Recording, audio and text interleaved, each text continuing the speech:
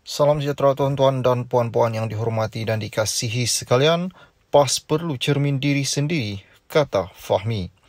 PAS seharusnya mencerminkan diri sendiri kerana melabelkan pendedahan Perdana Menteri Anwar bahawa dia menerima pelbagai ancaman berikutan pendirian teguhnya dalam perjuangan rakyat Palestin adalah kenyataan tergempar, kata jurucakap Kerajaan Perpaduan Fahmi Fadzil.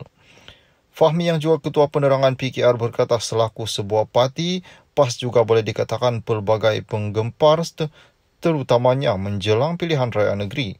Anda tahu PAS selaku sebuah parti juga adalah membuat kenyataan yang dibesar-besarkan.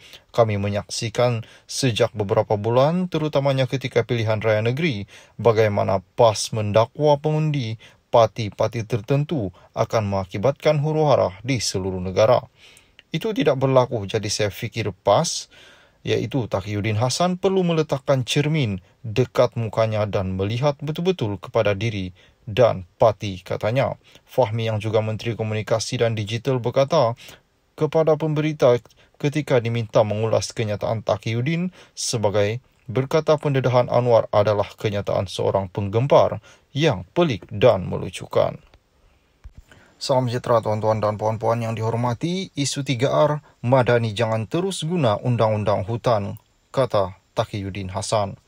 Pemimpin Perikatan Nasional berpendapat kerajaan perlu menggubal rang undang-undang khusus bagi menangani isu berkaitan agama, kaum dan raja-raja. Ahli Parlimen Kota Baru Taqiyuddin Hassan mendakwa undang-undang sekarang masih kurang jelas dalam menafsir isu 3R. Kita sebenarnya tidak jelas apa kesalahan yang dikaitkan dengan 3R ini. Apakah kesalahan yang boleh diklasifikasikan dalam perkara ini, katanya.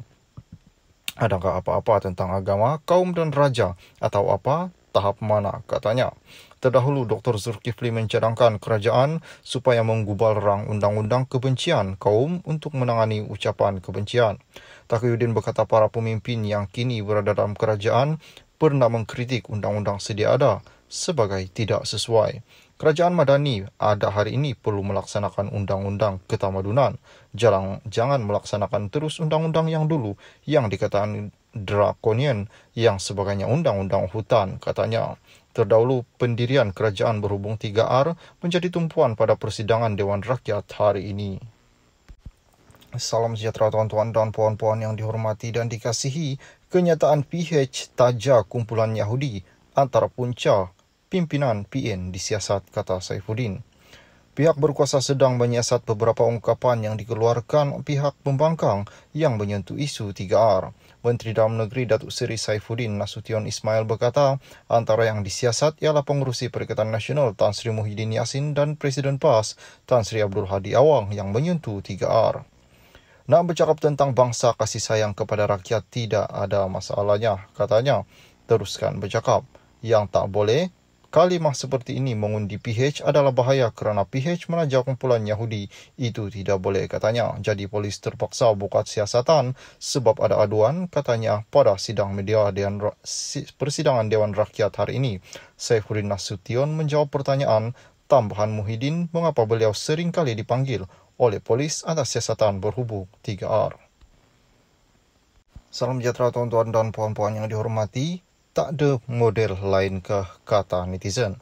Kemunculan isteri pelakon dan pengarah Syamsul Yusof Ira Kazar dalam video promosi satu jenama tudung mengundang komen lucu netizen walaupun video yang dimuat naik di Instagram usahawan dan pemilik jenama itu kononnya menjadi solidariti buat Palestin. Rata-rata netizen menganggap video yang dimuat naik itu sebagai sesuatu yang tidak menyentuh hati dan lari daripada niat asal. Mula-mula saya sedih dengar lagu ini